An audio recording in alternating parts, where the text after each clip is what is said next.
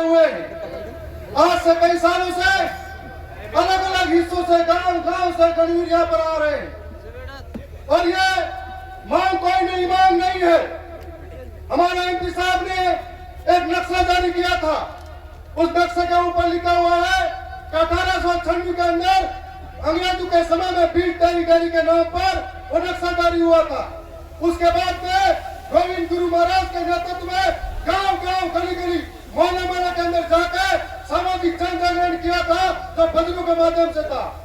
उस दौरान अंग्रेजी हुकूमत सामंती रजवाड़ों के सामने और भीलों के साथ में लगातार शोषण अत्याचार हो रहा था। इसकी मुक्ति के लिए हमने भील टेरिटरी अलग स्टेट की मांग की थी। आज आजादी के बाद भी जब देश आजाद हो गया, लेकिन आदिवासी की स्थिति बदली नहीं है। आज भी आदिवासी विस्थापन की मार चल रहा है। आज भी आदिवासी विकास के नाम पर विनाश हो रहा है। आज भी आदिवासियों के साथ में अन्याय और शोषण हो रहा है। मैं इसलिए कहना चाहता हूँ कि पिछली बार भी यहाँ पर नहीं था, राजस्थान की विधानसभा के अंदर था, और जब विधानसभा के अंदर था तब हमने ये बात रखी थी कि भील प्रदेश क्यों जरूरी है। वो बात रखी थी कि आज भील प्रदेश इसलिए जरूरी है कि कोई मध्य प्रदेश में हमारे ऊपर आकर मुद्दा नहीं। भील प्रदेश इसलिए जरूरी है कि कोई नीमच के अंदर हमको घसीट के मारा नहीं। भील प्रदेश इसलिए जरूरी है कि संविधान की किताब में कैद पड़ी 5वीं अनुसूची लागू हो। भील प्रदेश इसलिए जरूरी है कि हमारी बहन बेटी के साथ में अन्याय अत्याचार नहीं हो। भील प्रदेश इसलिए जरूरी है कि आज हमारा वन, आज जंगलों में रह रहे आदिवासी को उनके घरों को उजाड़ा नहीं जाए।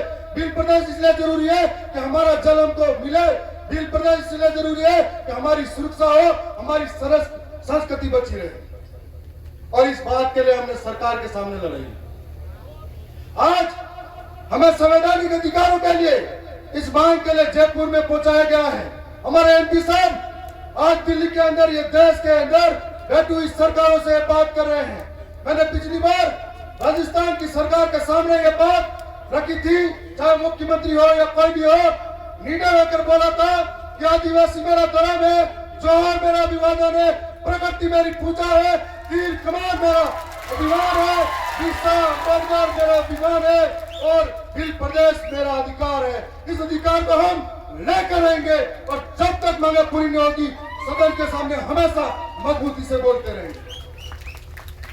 आज सड़क की बात है तो सदन तक लेके जा रहे हैं। मैंने कई बात बोली, हमें इसलिए लगता है कि मानगढ़ की इस पहाड़ी के बाद में मध्य प्रदेश का इलाका हो, इधर गुजरात का हो, इधर महाराष्ट्र का हो और इधर राजस्थान का इलाका हो, हमारी संस्कृति, रीति रिवाज, बोली, भाषा, परंपरा, पुरखाई, खेती बाड़ी व्यवस्था अलग नहीं है। ये सब हमारी एक जैसी है।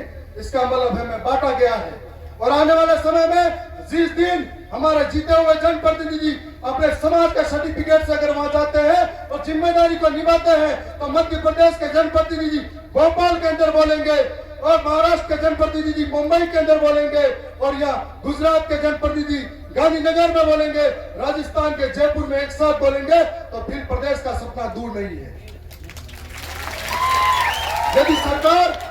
यदि राजस्थान की सरकार सच में आदिवासी हितैषी है और आदिवासी हितैषी है, तो गुजरात के अंदर बीजेपी की सरकार है, महाराष्ट्र के अंदर बीजेपी की सरकार है, मध्य प्रदेश के अंदर बीजेपी की सरकार है, राजस्थान में बीजेपी की सरकार है और दिल्ली में तुम्हारी डबल इंजन की सरकार है।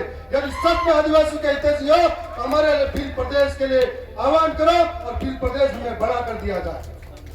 और यह भी कहना चाहूंगा कि हमारे कार्यक्रम के बाद में मुख्यमंत्री का कार्यक्रम फिर रहेगा।